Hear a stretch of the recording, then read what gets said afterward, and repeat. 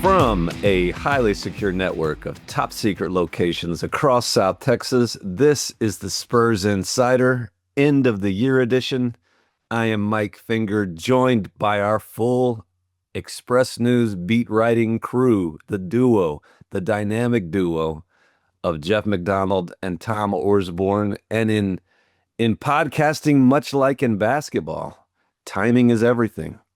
And if the dynamic duo and your humble host would have convened, 3 days ago, we'd be recording a much different podcast than we're recording on Tuesday morning. 3 days ago, we would have been talking people down from booking their NBA Finals reservations. We'd be talking about working till June. Jeff McDonald would be apologizing for calling two more momentous victories, calling them unwinnable. And yet 2 days later, it's about anxiety. It's about angst. Are we booking lottery plans now? Now we're talking about booking another trip to the lottery in Chicago for Tom to look forward to a different draft pick. The things have changed. But we need, in a week like this, in a whirlwind of Spurs emotions, we need someone with perspective and intelligence and emotional depth to put in perspective. And that's why, since we don't have one of those people, I turn to Jeff McDonald.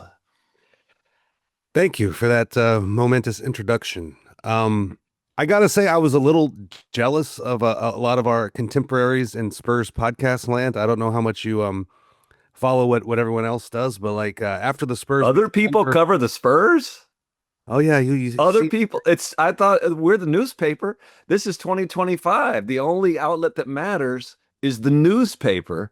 I mean, what other outlets could there be covering an NBA team in 2025 other than the local news? This is the golden age, they say, of local newspapers. So I'm unaware of any other podcasts or publications that cover this team. We are in our golden age, and I'll let you go ahead. Sorry. Well, a lot of those people that are sitting in front of Mitch Johnson alongside of us, those people. Also, there's people that just, have no affiliation with the team and just like to talk into microphones. But anyway. There are other people in the room with Mitch Johnson? I'm only aware of us, but go ahead. A lot of Spurs podcasts out there after Christmas. They scrambled to do emergency pods talking about the Spurs. And I'm unaware of that concept. Are they going to the... Western Conference Finals, and they were drafting off the wake of that the emotional wins over the Thunder, and I was a little jealous that we didn't do that. But now I'm not, just because of had we done that, I would have said exactly what I'm about to say, and I would have felt like a total wet blanket.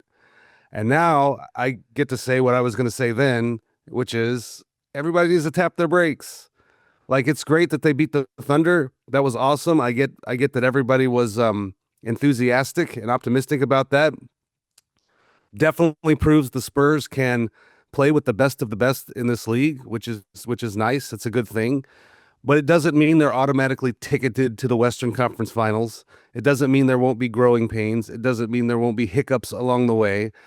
And so they come back from that Christmas Day victory, and they lose at home to Utah, and they lose at home to Cleveland. And now I guess it looks like I'm saying now I guess it looks like it's easy for me to say now, but I would have said this on the morning of December 26th had we convened. Everybody needs to calm down a little bit in both directions. You did accurately note, I think, for the public, that the Utah Jazz showdown on Saturday night, Frost Banking Center, had all the makings of a classic trap game. So I'll give Jeff McDonald some credit. I mean, to be fair, I've been calling losses for 3 weeks now. I was bound to hit one. You're bound to be right. You mentioned tapping the brakes, and I'll tell you this, as someone who has traveled much of these 50 United States and rode around in rental cars with one person who is excellent at tapping the brakes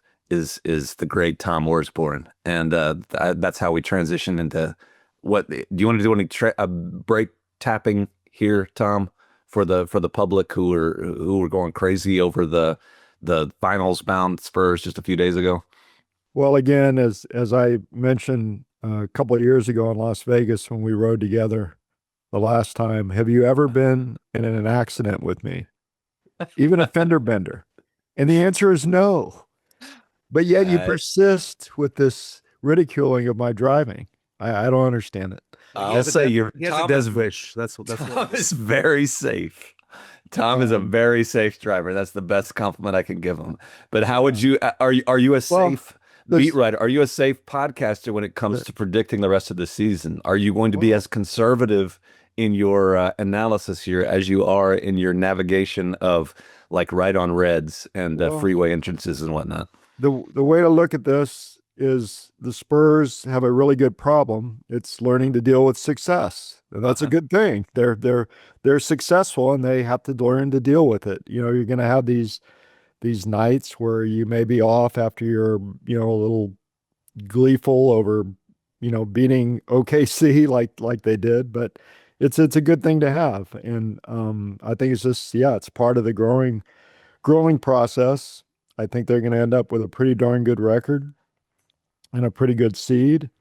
And but there's going to be bumps in the road. I mean, they're still ahead of schedule. Right. I don't want to act like I'm just pouring water over everything. It was just the talk after those Thunder games that they are clearly the second best team in the West now, and they're on a collision course to the conference finals with it's just kind of hold on. They've proven they can win some regular season games.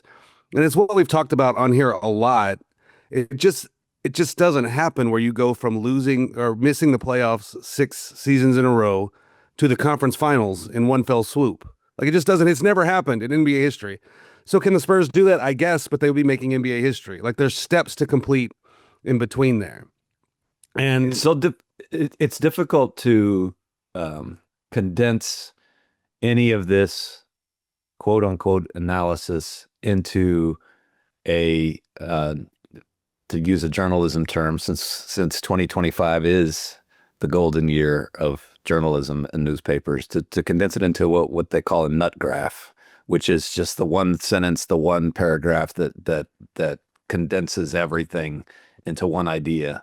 Because yes, the Spurs have proven, I think, that they can beat anybody in a playoff series.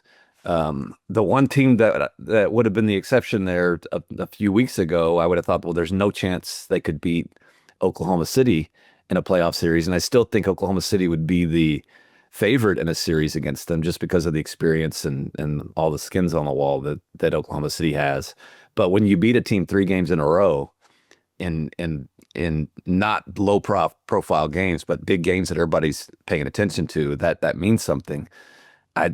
I think it wouldn't be a huge shock to see the Spurs beat anybody in a 7-game series, but it would still be a shock to me to see a team, just like Jeff said, that's missed the playoffs 6 years in a row, that has basically 5, 6, 7 of their most important guys who've never been in a playoff series. In the case of De'Aaron Fox, who's been in one his entire career, to see that team win 3 playoff series, or to win even 2 playoff series, that would be huge. So again, it's hard to sort of put that in a one sentence summary of where the Spurs are, but I think people get the point. Like, this is a team that's on the right track. It can have some postseason success, but to start expecting that success to extend into 3-4 rounds of the playoffs, I think we're getting a little ahead of the cart's a little ahead of the horse there. Yeah, I'm gonna. I mean, far be it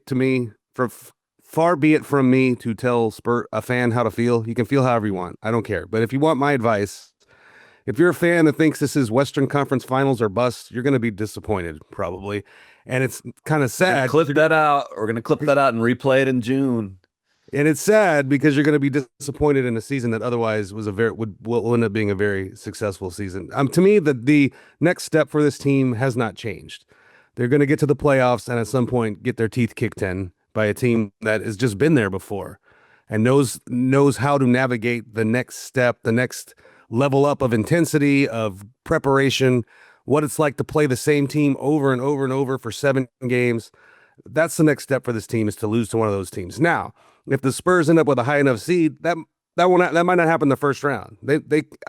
I would not have predicted this before the season, but right now I could definitely see them ending up with a seed high enough where they're playing a lesser team in the first round and beat them, and then that teeth kicking in comes in the second round. I see this team a lot like maybe OKC was the year before their title, where they have a great regular season. They're on top of the world. They had the first seed, I think, second seed, beat New Orleans pretty handily in the first round, and then you get to the second round against Dallas. That's got Luka Doncic and some of those guys who have been there, done that, and they can't get past that year. And then it sets the stage for what happens the next year when they make the run all the way to the finals. And that's kind of maybe where I see kind of the path for this Spurs team this year. And to me, that's ahead of schedule to what I would have thought before the season began. I think they're far ahead of where I would have predicted they would have been at this point. But it still doesn't mean I'm ready to say, they're going to go all the way to the conference finals. Here's where I don't know why you keep saying conference finals. I'm talking about some people are saying finals. They're better than the Oklahoma City Thunder. Anyway, they beat them 3 times. Anyway, here's where I'm going to step in and speak up for the optimistic, going crazy, we're going all the way Spurs fans. You talk about not skipping steps, and you talk about just the way that these championship journeys unfold from franchise to franchise, from year to year, from decade to decade throughout the NBA history. Part of that step is for the fans and for the people around the team to go crazy and be really excited the first year that the team is good, and to have those expectations and to have them crushed in the postseason. So, I don't think I don't see the need to lecture people and say, well, don't expect the conference finals. I'm Jeff McDonald and I've done this for 19 years and fans should not expect this. Let people expect it. Let people in this world in 2025 heading to 2026 be optimistic and hopeful about something. And if it gets crushed in the next spring and summer, that's fine, but let them enjoy the moment. Let them dream on what could happen if Victor Wembanyama and De'Aaron Fox and Stephon Castle and Dylan Harper and company are all healthy going into a playoff series and roll through 1 and then 2 and then 3 rounds of the playoffs. That's part of building what the Spurs are building, to have fans be wildly unrealistic and wildly hopeful. And when that gets crushed in April and May and June, whenever it might be, to pick up the pieces and realize at that point that this was a step forward. But don't lecture them about it now. Don't be a wet blanket all the time, Jeff McDonald. Come on, man. I don't see Jeff as lecturing. Exactly. I think what are you talking about, you goober? He's looking out for folks, Exactly. This is not a nanny state. This is not a nanny state. Are you sure about that? Learned anything? You can't protect people from themselves, and to say, anyway, you need to be careful. Anyway. Let them feel their joy, Jeff. Anyway, I couched the whole thing. I couched joy. the whole thing with people are free to feel however they want. Go for it. But you said it in kind of a lecturing way. But if you want my advice, and it's my job to tell people what's going to happen, to prepare people for what's going to happen. They don't want to listen to me. That's fine. Just like when I told everybody that Utah game was clearly a trap game. You know what I mean? That's your first prediction in a month. You can listen to me or you cannot, but I'm just calling them how I see them. So that's so you have the fans' best interests at heart, is what you're saying. I have an enormous amount of empathy for the fans of this team, and I can see what's coming. And that's a concept that one of us, it's foreign to us, this concept of empathy. That is foreign to one of us. Yeah. Anyway, you want to talk about why the Spurs can't win when Victor Wembanyama is the starter? That's another hot take. Go ahead. Floor is yours. I was just joking, but it is one of the crazier stats of the season that they have not won a game with Victor Wembanyama in the starting lineup since November 10th at Chicago, which seems like forever ago. And it's a combination of he missed a month, and then he came back and he came off the bench for 7 or 8 games. So there hasn't been a lot of opportunities, but the last 4 games Victor has started, the Spurs have lost. And some of that. Well, the wild part of that stat is they haven't won a game with Victor in the starting lineup since, what'd you say, November the 10th. And and that's almost 2 months. And then I don't know if you have the number handy, but look at their record during that stretch. Right. It's extreme. What 70? They won 70% of their games since then, if not more. But what we're seeing right now is he still is not cleared to play 30 minutes. So he's starting but can't play 30 minutes, and it just makes everything a little wonky. Like his stints are a little, some of them are short, some of them are spaced out. He's having to come out in points of the game where normally he would not, if he were able to play a full slate of minutes. And so it's just another layer of things. It makes things a little bit trickier, and that's why it's harder to win with him as a starter right now. I think at some point, it points to why they brought him off the bench coming off that injury. I mean, it was a good reason. It reinforces how smart of a plan that was in that cup game to just limit his minutes to 3/4 and condense them into that period of time rather than space it out and make it wonky. But you can't bring Victor Wembanyama off the bench forever. Like, you've got to find a way to work him back into the starting five. So that's what they're on now. But it's kind of a transition period between him coming off the bench to him starting and playing 35 minutes. And so it's going to look weird at times, and it has. And what's the word you just used there? I think you might have borrowed from the big fella, because he had a pretty insightful comment about that last night. How didn't he call this a transitional something along those lines phase part of the season for the Spurs? Am I making that up, Tom? No, you're right. And yeah, what he meant by that was from the high, the excitement of the cup and all that type of stuff, the Christmas game, to games that feel a little more normal and routine, and moving on to this stretch where they're going to be challenged a bit, and this is a challenge for him. Victor, as we all know, is a voracious reader, and he's breaking the season down into chapters. Yeah, this is the chapter-headed transitional phase. It is interesting that lineup starting five they've used the last two nights and lost, but they've used it the last two nights, is the one they want to use forever if they can. And it's played together a grand total of 5 times ever. Like that group, all 5 at the same time, not played together, but started. That group has started 5 games together over the past 2 years. So they're learning how to start games together. And I think we saw that kind of 2 games in a row where it was a little clunky at times. Yeah, I know you guys probably covered this a ton last week, but all the debate about, he's coming off the bench. What is Mitch doing? What an idiot, blah, blah, blah. It was crazy. It's just, I just don't get it. They were protecting the guy from a more serious injury. They were winning. Where's the crime in that? It was smart thing to do. Yeah, but he's back now. But again, to speak for the fans, because of my empathy, I identify with the emotions and leanings of so many people in the world. And I just you want to see the star play, and I get it. I'm not gonna sit here in my ivory tower. I'm not gonna sit here in my ivory tower and lecture people like Jeff McDonald about how they should feel about things. If you want, what are you going to do in your ivory tower then? I'll judge other people. Yeah. Okay. No, but you're right, Tom. The plan always made sense, but people want to see the stars play. I get that too. And I think that eventually, to speak up for people who wanted to see him in the starting lineup, like that goes to what Jeff said. That lineup needs to start playing together. If that's your lineup, that's your go-to lineup, you need to go through those growing pains. And it's a long if these were games 4 and 5 in history of using that 5-man starting lineup, like, you might as well start getting games 4 and 5 out of the way now if there's going to be some hiccups, and there have been some hiccups. Also, a couple of things about these last 2 losses. The Utah Jazz are not a playoff caliber team.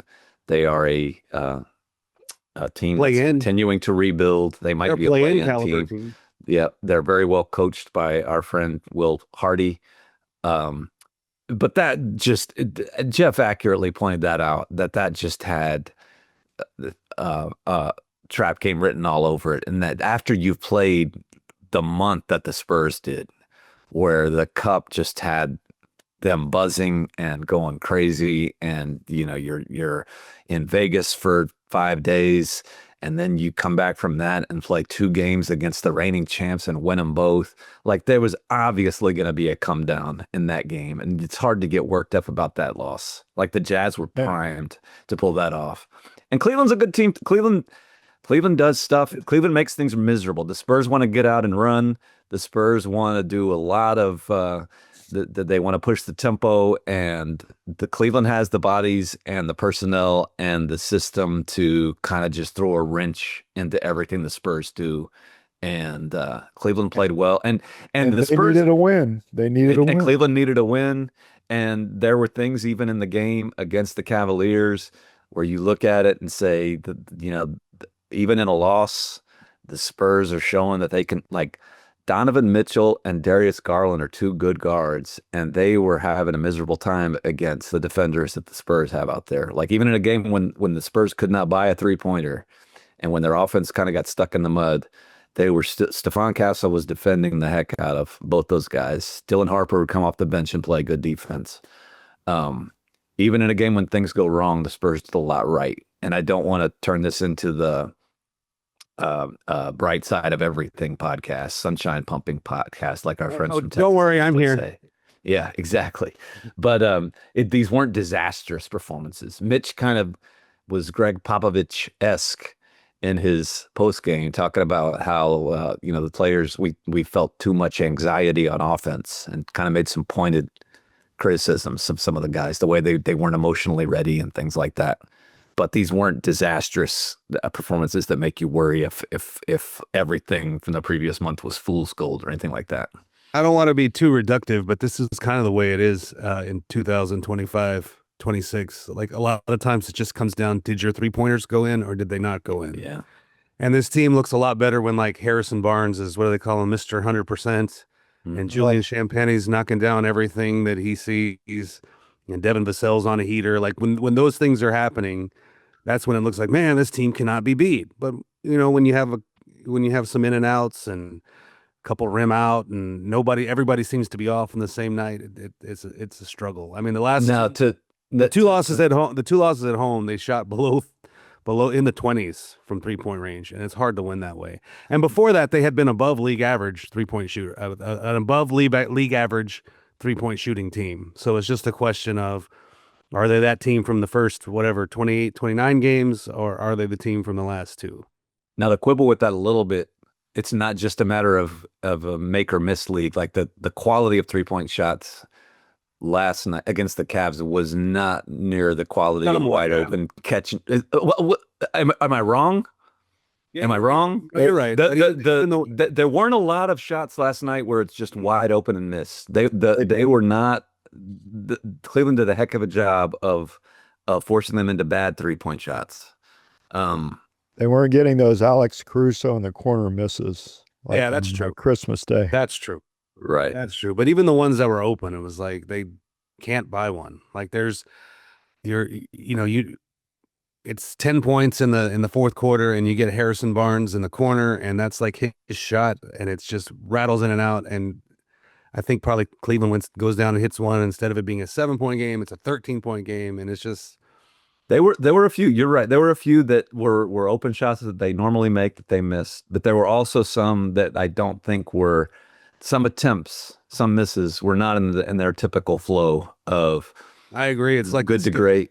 It's like they skipped a pass. Yeah, kind of. So I think to reduce it just to make or miss isn't quite telling it all. You're right. There, it sometimes is make or miss. Either you make the open ones or miss them. But I think that you can do a little more work, and this might have been what I'm sorry. What Mitch was referring to in terms of anxiety on offense. Absolutely was. Where you're taking shots that aren't in the normal flow, and you're attempting 3-pointers, you're attempting shots, you're making passes that you don't normally make, where you look and feel a bit anxious. So, and I think that'll be a good learning lesson for them. and way out of the norm. Keldon Johnson had an off night, and that's way out of the norm lately. He didn't even attempt a three. Just shows how good he's been and how much he's contributed to their success. He's been such a steady influence for them for so long. It's he was doing. It's worth taking a moment every now and then to kind of appreciate.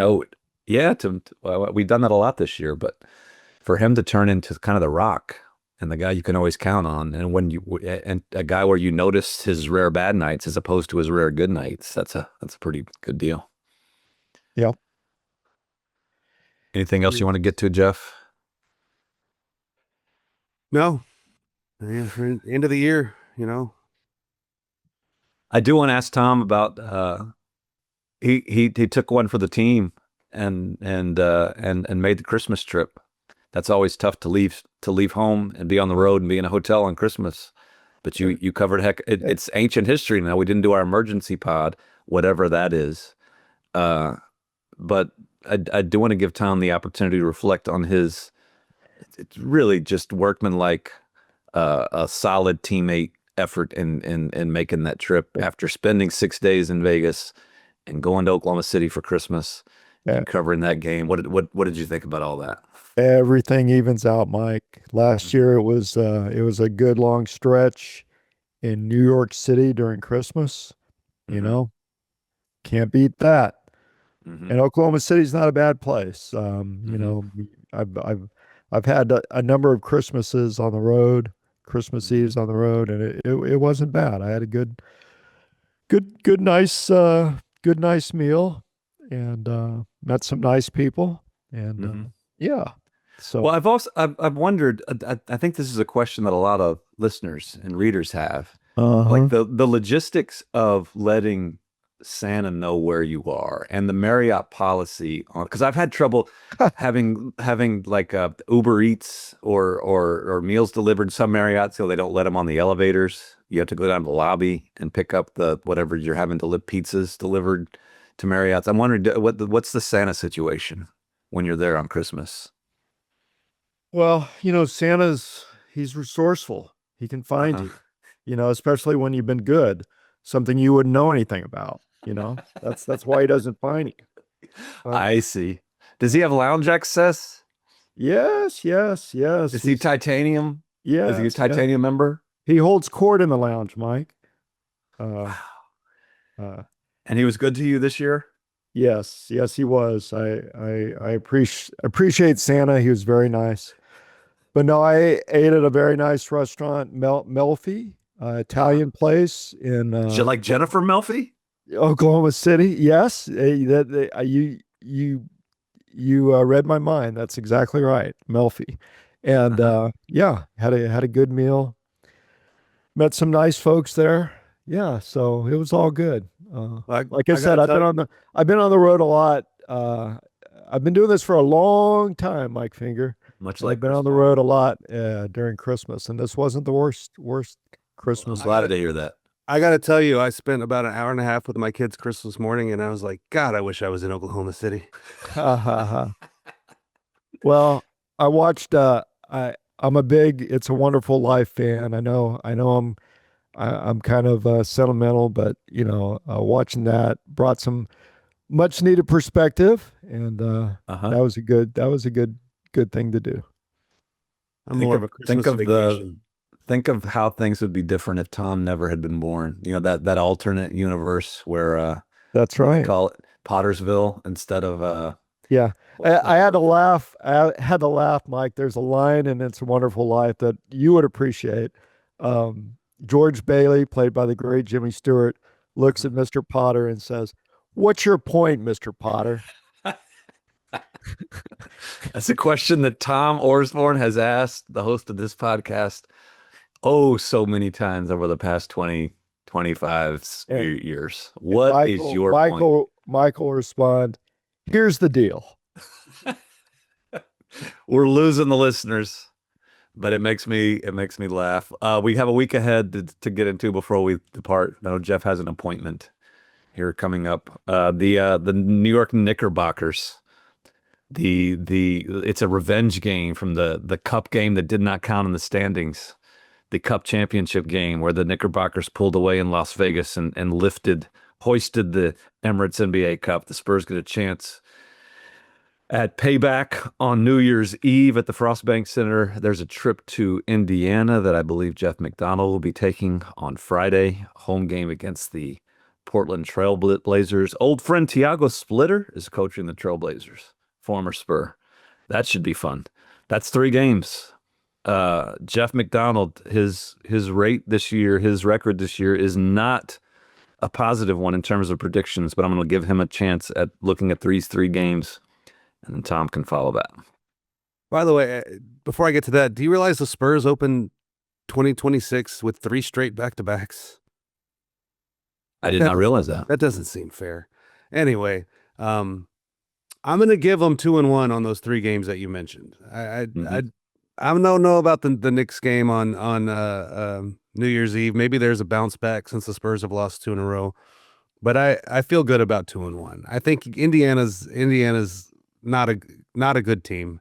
The team that went to Game 7 of the finals last year, not a good team.